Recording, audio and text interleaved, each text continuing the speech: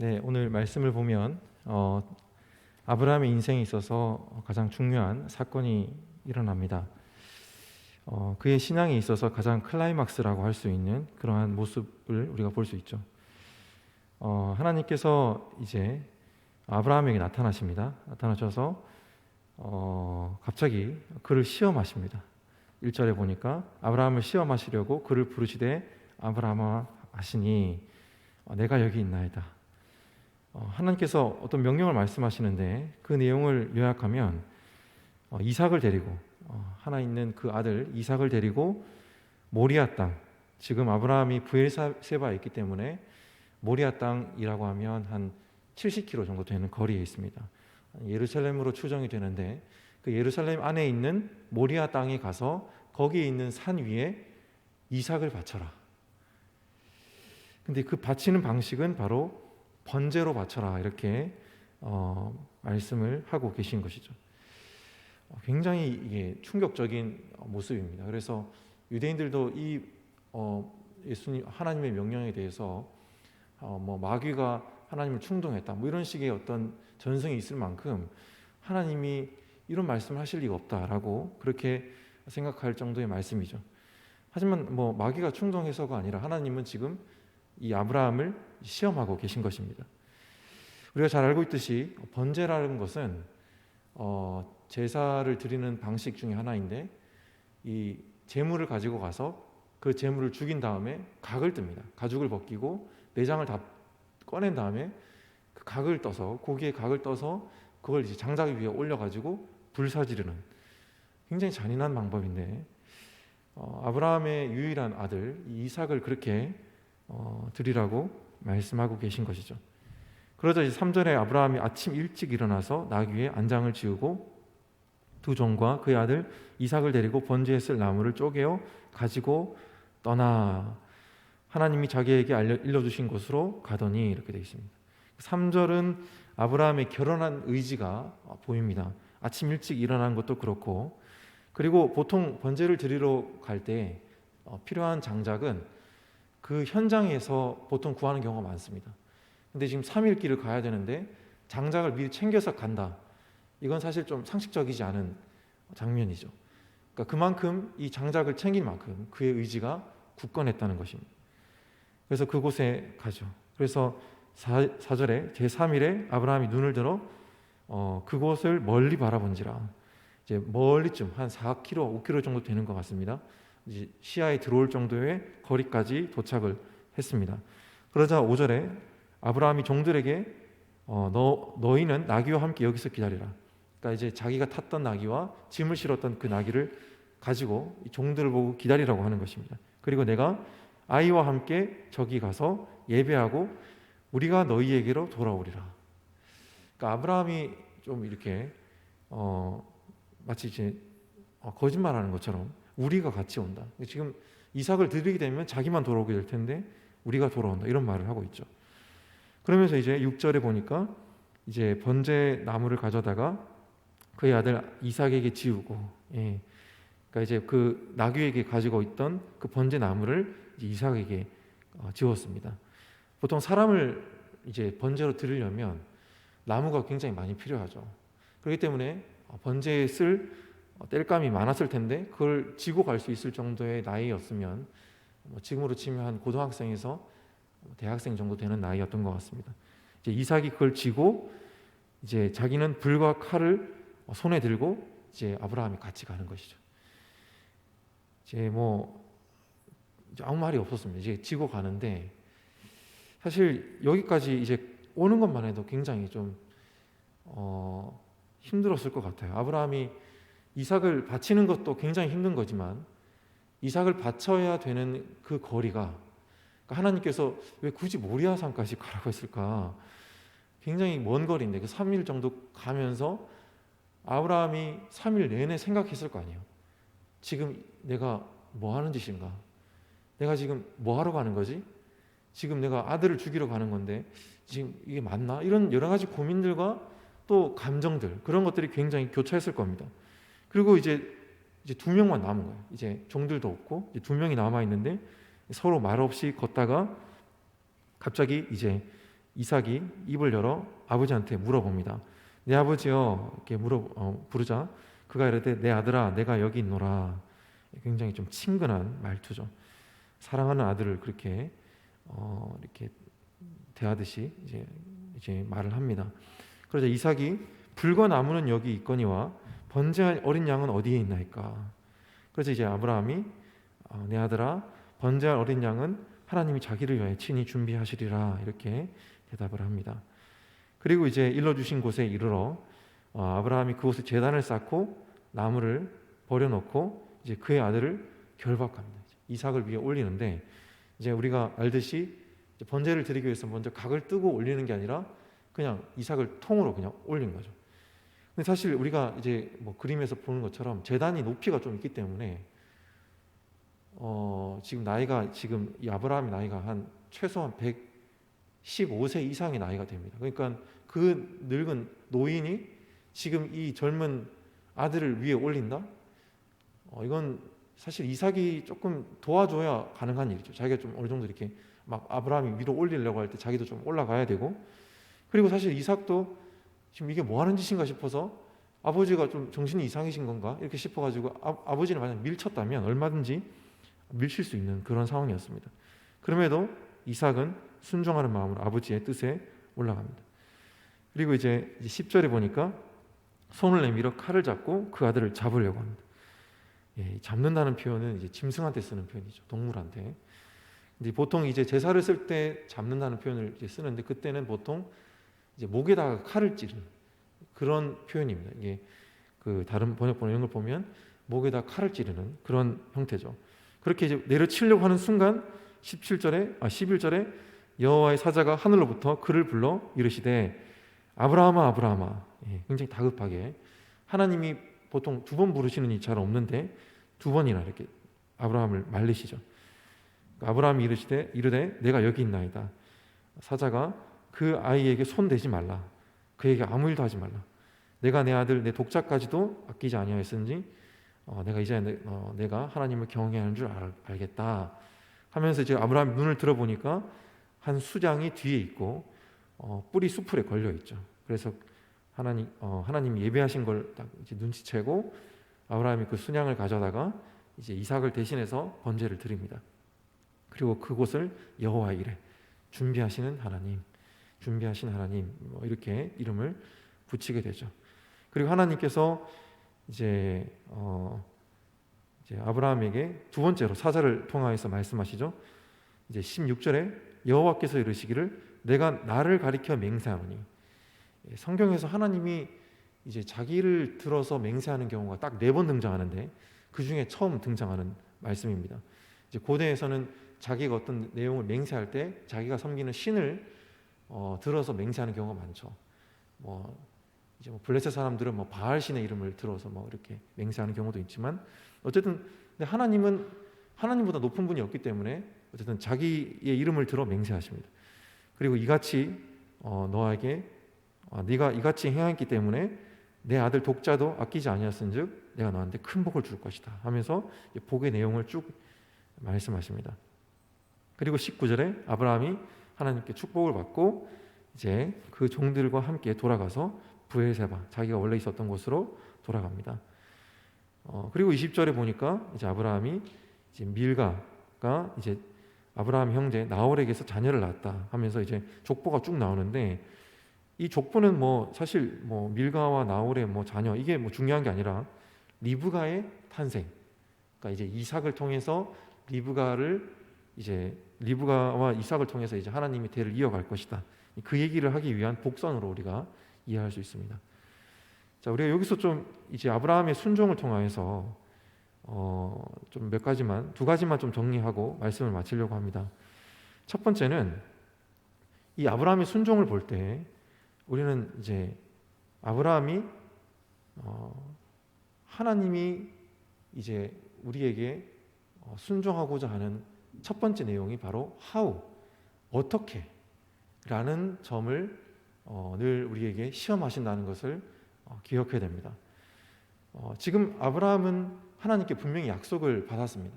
너의 자손을 통해서 별과 같은 많은 자손들이 생길 것이다. 그 약속 때문에 이제 지금까지 가난도 왔고 또 뭐 여러 가지 어려움도 겪었고 또 이삭도 낳게 되고 이렇게 됐는데, 그 약속은 지금 하나님의 명령과 굉장히 상충되죠. 하나님이 분명히 그렇게 약속하셨으면 이삭이라는 그 자녀를 통하여서 분명히 그 약속을 이루어 가실 겁니다. 근데 갑자기 뜬금없이 나타나셔가지고 이삭 죽여라 이렇게 얘기하시니까 지금 하나님의 약속과 하나님의 명령은 상충합니다. 그래서 이러한 점에 있어서 우리의 상식을 뛰어넘고 이해가 되지 않는, 받아들이기 힘든 그런 하나님의 명령이 있었던 것이죠. 그런 점을 볼 때 우리가 이 아브라함의 모습을 보면 그가 처음 출발할 때부터 뭔가 고민하는 기색이 전혀 없습니다. 우리가 앞장에서 보았던 것처럼 21장과 22장이 이렇게 나오는데, 21장에서 이스마엘을 보내라고 하나님이 말씀하셨을 때는 아브라함이 굉장히 고민을 많이 하죠. 그래서 사라가 이 이스마엘을 보내라고 했을 때 굉장히 고민 많이 하다가 하나님이 보내라고 하니까 억지로 보내는데, 22장은 이제 하나님이 이스마엘도 보내시더니 이제는 뭐 이삭도 죽이라고 하시니까 굉장히 고민이 많이 됐을 거예요. 그러니까 이 21장과 22장 굉장히 구조가 비슷합니다. 어쨌든 하나님께서 이 이삭을 죽이라고 하실 때는 아브라함이 전혀 고민하지 않습니다. 바로 출발하고, 그리고 가면서도 이제 종들한테 5절에 아까 우리가 읽었던 것처럼 내가 이 아이와 함께 저기 가서 예배하고 우리가 너희에게로 돌아오리라. 그러니까 아브라함은 뭐 거짓말하려고 했던 말은 아닌 것 같아요. 굳이 거짓말하려고 했던 건 아닌 것 같고, 뭔가 하나님이 어떻게든 이 이삭을 뭐 이제 구해주시든지 어떻게든 하실 거다라는 믿음이 있었던 것 같습니다. 그리고 8절에 아까 전에 이삭이 아버지한테, 아브라함한테 양이 어디 있습니까? 라고 물었을 때, 내 아들아, 번제할 어린 양은 하나님이 자기를 위하여 친히 준비하실 것이다. 뭐 이렇게 될 거라고 뭐 알지는 못했겠지만, 그래도 어쨌든 자기는 이제 이삭을 죽이려고 했잖아요. 양을 준비했을 거라는 희망이 있었기 때문에 이삭을 안 죽이거나 뭐 죽이는 척만 했거나 뭐 양이 언제 나타나지 약간 이런 식으로 기다리거나 그러지 않았고, 그는 분명히 지금 이삭을 죽이러 가는 길이었고 이삭을 지금 바치러 가는 길이었습니다. 하지만 그렇게 이삭을 바쳤을 때 하나님이 어떻게든 그 약속, 내가 너의 자손을 별같이 많게 할 것이다 라는 그 약속을 하나님이 어떻게든 이루실 것이다, 그는 믿었던 것입니다. 그래서 이러한 아브라함의 믿음에 대해서 우리가 잘 알고 있듯이 이제 히브리서 11장 19절에 이렇게 기록하고 있습니다. 그가 하나님이 이삭을 죽은 자 가운데서 다시 살리신 줄을 생각한지라, 비유컨대 그가 죽은 자 가운데서 도로 받은 것이니라. 그러니까 아브라함은 이렇게 믿었던 것 같아요. 그러니까 자기가 만약 이삭을 죽여도 하나님이 이삭을 다시 살리셔서 원래 자기에게 주셨던 그 약속을 성취하실 것이다. 그 믿음이 있었던 것입니다. 문제는 우리가 이러한 믿음이 아브라함에게 정말 볼 수 있었던 이 믿음이 우리에게도 있는가라는 것이죠. 우리는 이제 하나님을 온전히 신뢰하지 못하는 경우에 내 방법과 내 어떤 여러 가지 수단들을 가지고 고민하기 시작합니다. 머리가 아프죠. 여러 가지 막 방법들을 생각하기도 하고, 그래서 분명히 하나님의 뜻이 이게 맞는 것 같은데 이렇게 하면 내 상식으로 봤을 때는 분명히 망해요. 그리고 분명히 하나님의 뜻대로 살게 되면, 말씀대로 살면 분명히 일이 안 풀릴 게 분명합니다. 특히 우리 현대인에게 있어서 제일 중요한 건 효율이잖아요. 효율. 그러니까 일이 잘 돼야 되는 거예요. 그러니까 어떻게 능률이 올라야 되고 성공해야 되고 노력한 만큼의 아웃풋이 나와야 되는 그런 것들이 있는데, 문제는 하나님은 그것을 우리에게 내려놓기를 원하시는 것이죠. 하나님이 우리에게 약속하신 바, 여러 가지 축복하신 부분이 있습니다. 나중에 우리는 천국에 갈 것이고 하나님 나라에서 영원히 왕노릇하며 살 것이고, 또 우리는 우리를 통하여서 많은 전도의 대상자들을 향해서 복음을 전할 때 많은 사람들이 돌아올 것입니다. 그런데 그렇게 하나님께서 하실 거라는 것을 우리가 믿고 또 바라보지만 문제는 그 과정에서 뭐 그런 말들을 흔히 하잖아요. 세상 사람들도 악말은 디테일에 있다. 그러니까 디테일한 방법을 어떻게 하다 보면 문제는 내 방법과 내 계획, 여러 가지 수단들을 가지고 이렇게 나 나름대로 해보려고 노력할 때가 많이 있는 거죠. 그래서 머리가 굉장히 아파요. 막 어떻게든 막 고민하고 막 잠도 막 잘 안 오고. 근데 그 문제는 뭐냐면 진짜 순종이란 건 무엇인가? 바로 내가 이렇고 저렇고 판단하는 것을 멈추고 그냥 하나님께서 알아서 해주실 것이다. 내가 하나님 말씀에 순종하면 하나님의 방법과 하나님의 능력으로 그것을 이루어 가실 것이다 라는 것을 믿는 것입니다. 왜냐하면 이런 걸 내려놓게 되면 계속 우리의 욕심이 들어가는 거예요. 내가 이렇게 해야 그러니까 하나님보다 내 방법과 수단이 더 앞서 나가고 내가 내 지혜를 더 이렇게 앞서 세울 때가 많이 있는 것이죠. 두 번째는 하나님보다 더 사랑하는 경우가 있을 경우 하나님은 우리를 시험하십니다. 우리가 순종하지 못하고 하나님의 말씀에 온전히 응답하지 못하는 것이죠. 사실 이제 우리가 다시 이제 이 본문을 보면서 처음 근원적인 질문을 좀 던질 수 있을 것 같습니다. 인신제사, 그러니까 사람을 제물로 바치는 제사를 하나님 굉장히 싫어하십니다. 근데 왜 이삭을 하나님이 바치라고 했는가? 이건 이방신들이 이제 이방신들을 섬기는 나라들에서 많이 했던 뭐 카르타고나 뭐 이런 다른 나라 이방신들을 섬기는 나라에서 많이 했던 그런 방식인데 하나님이 왜 이삭을 바치라고 했을까? 그에 따른 해답이 오늘 읽었던 이제 12절에 이렇게 나와 있죠. 하나님께서 이렇게 대답하십니다. 내가 이제야 그러니까 네가 하나님을 경외하는 줄 아노라. 이렇게 하나님 말씀하시죠. 근데 하나님을 아브라함이 경외하지 않은 적이 없죠. 늘 하나님을 잘 믿었고 하나님의 사자가 왔을 때 막 벗은발로 나가가지고 이렇게 막 이렇게 영접해서 음식도 대접하고 우리가 그런 모습들을 다 봤습니다. 근데 여러 가지 면에서 하나님을 경외했지만 딱 한 가지의 면에서 그는 하나님을 경외하지 못한 부분이 있었습니다. 방금 읽었던 말씀의 바로 앞에 보면 네가 네 아들 네 독자까지도 내게 아끼지 아니하였으니. 우리가 지금까지 창세기 말씀을 저는 이렇게 쭉 보면서 아브라함이 다른 건 다 순종해요. 가나안 땅도 가고 뭐 하나님이 뭐 이렇게 하라면 다 하는데 문제는 유독 자손에 관련된 문제는 아브라함이 굉장히 하나님을 경외하지 않습니다. 그러니까 모든 면은 다 경외해요. 하나님을 경외하고 하나님 믿는다고 얘기하고 누가 봐도 쟤는 하나님을 믿는 크리스찬이다라고 알 수 있는 사람입니다. 근데 딱 한 가지 아브라함에게 있어서 약점이 있었는데 그게 바로 자손에 관련된 문제만 걸리면 하나님 앞에 경외하지 못하는 모습을 그는 보였습니다. 뭐 우리가 여러 가지 모습들을 보았죠. 첫 번째로 롯이 이제 그의 곁을 아브라함을 떠났을 때 그는 다메섹 엘리에셀을 양자로 삼으려 했습니다. 하나님은 분명히 사라를 통해서 이제 아들을 주시려고 했는데 양자를 삼으려고 해요. 자기 방식을 이제 동원했던 것이죠. 양자를 삼으려고 했다가 또 나중에는 이제 사라의 말을 들어서 하갈을 통해 이스마엘을 낳잖아요. 하나님 이렇게 하라고 한 적도 없는데 이스마엘을 낳았습니다. 그리고 이게 계속 이렇게 막 엉뚱한 행동을 하니까 하나님이 이제 콕 집어서 말씀하시죠. 너와 네 아내 사라를 통해서 분명히 태어날 자가 너의 후손이다 라고 했는데도 아브라함은 하나님을 믿고 신뢰하지 못합니다. 씩 웃죠. 웃으면서 이스마엘이나 하나님 앞에서 잘 되기를 원합니다. 뭐 이런 식으로 얘기했던 걸 우리가 기억합니다. 그러니까 다른 건 다 하나님을 믿고 하나님에 대해서 신뢰했지만 그는 자녀의 문제에 있어서만큼은 하나님을 믿지 못했고 하나님을 인정하지 못했습니다.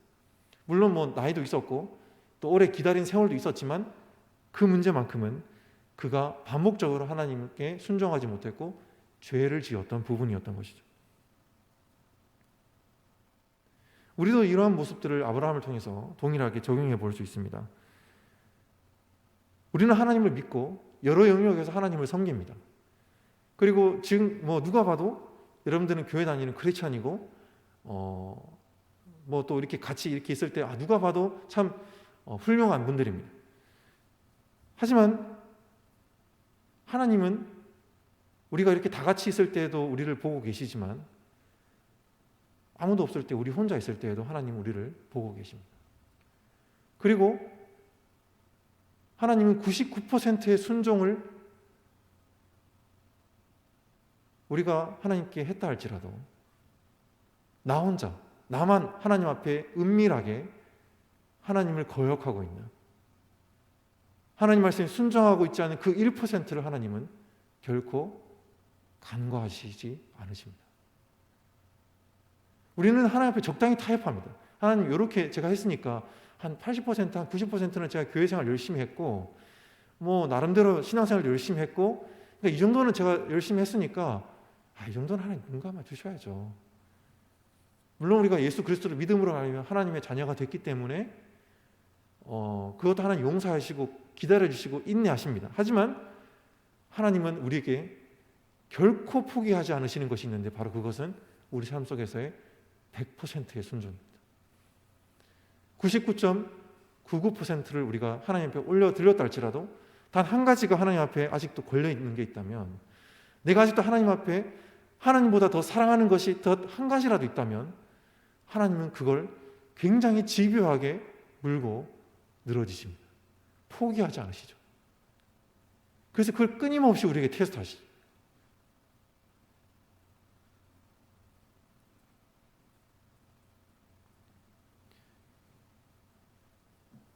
감사하게도 아브라함은 하나님 말씀에 순종했고 시험에 테스트에 통과했습니다.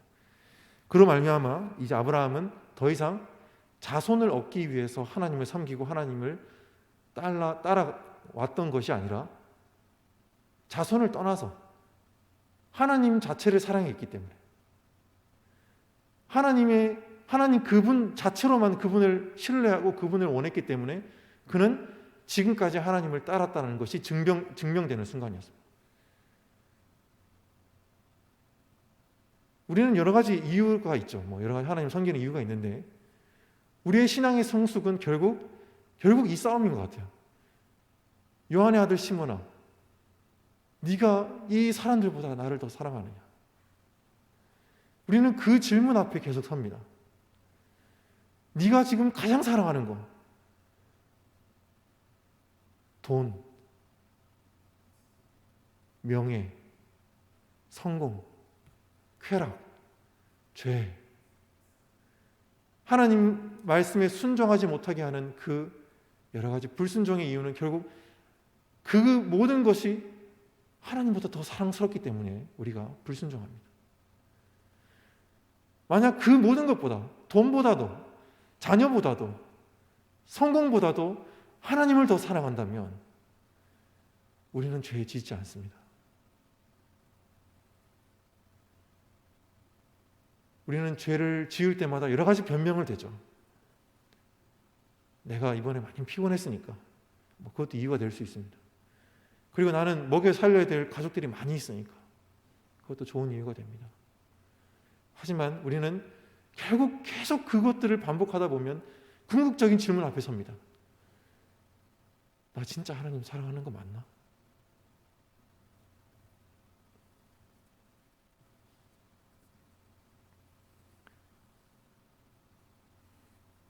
그리고 하나님은 우리를 사랑하시는 만큼 우리를 강력하게 질투하십니다. 그 어떤 것도 나의 영광을 뺏기지 않을 것이다. 오직 너희에게 100%의 영광을 받기 원하고 100%의 고백을 받기 원하고 100%의 사랑을 받기 원한다. 사실 이 말씀을 전하면서 저는 너무 부끄러워서 이 말씀 전할 수 있을까? 너무 괴롭기도 하고 아직도 저는 하나님 앞에 섰을 때 참 여러분들한테 사실 저는 이걸 제가 여러분들한테 이렇게 말씀을 드리는 게 아니고 제가 뭐 가르쳐 드리는 게 아니고 사실 저도 이 말씀 앞에 서 있습니다. 나는 진짜 하나님 사랑할까? 모든 영역에 있어서 하나님을 사랑하고 100% 하나님을 따르고 있을까? 참 부족한 면이 많아서 참 이 말씀을 전하기가 굉장히 망설여지고 고통스러운 그런 말씀인 것 같습니다. 문제는 이러한 순종의 이후에 하나님께서 이제 드디어 아브라함을 축복하시죠. 그래서 네가 많은 자손을 통하여서 이제 우리가 읽었던 16절 말씀, 17절 말씀, 이제 내가 네게 큰 복을 주고 내 씨가 크게 번성하여 하늘의 별과 같고 바닷가의 모래와 같게 하리니 내 씨가 대적의 성문을 차지하리라. 또 내 씨로 말미암아 천하 만민이 복을 받으리니 이는 내가 나의 말을 준행하였음이라 하셨다 하니라. 사실 여러분도 잘 아실 거라고 생각합니다. 이 장면은 결국 예수님, 아브라함의 독생자 이삭을 바쳤던 것처럼 하나님의 독생자 예수 그리스도를 십자가에 죽이시는 예고편이라고 볼 수 있습니다. 이 두 장면의 결정적인 차이는 이삭은 죽지 않았고 예수님은 정말 죽었습니다. 그래서 사실 이 예언, 이 축복의 예언은 아브라함의 순종을 통해서도 이루어졌지만 결국 이 축복의 예언은 결정적으로 말했을 때는, 실질적으로 말했을 때는 예수님을 통해서 이루어진 것이라고 우리는 볼 수 있는 것이죠. 그리고 이 씨는 바로 예수님이시고 이 씨를 대적하는 자는 바로 마귀입니다. 이 마귀를 예수님께서 멸하시고 많은 이들에게 복을 주시는 것이죠. 우리는 성경적으로 이렇게 넓게 보았을 때 이제 이 말씀을 좀 정리하면서 우리에게 다시 한번 적용해 볼 수 있습니다. 구약에는 아브라함이 100%의 순종을 통하여서 하나님의 축복을 이어갈 수 있었습니다. 하나님이 마음 바꾸시면 바로 이삭을 통해서 자손 안 주실 수도 있는데 이루어 가셨죠. 그리고 신약에 와서는 예수 그리스도의 100%의 순종을 통하여서 구원의 역사를 이루어 가셨습니다. 그리고 그 다음의 순서가 우리에게 지금 와 있습니다. 하나님은 지금도 우리에게 이 축복을 이루어 가시기 위해서 질문하고 계십니다. 너희는 지금 나에게 100% 순종하고 있니? 우리가 그 질문에 네, 그렇습니다라고 말씀드리는 순간 우리를 통하여서 예수 그리스도의 이 축복이 하나님의 역사하신 것, 하나님의 능력으로 많은 이들에게 전파되고 그들을 구원할 수 있는 하나님의 도구로 우리가 쓰임받게 될 것입니다. 우리가 그러한 사실을 기억하며 이 시간 주님께 100% 순종할 수 있는 자리로 갈 수 있게 해달라고 우리가 이 시간 다 함께 기도하겠습니다.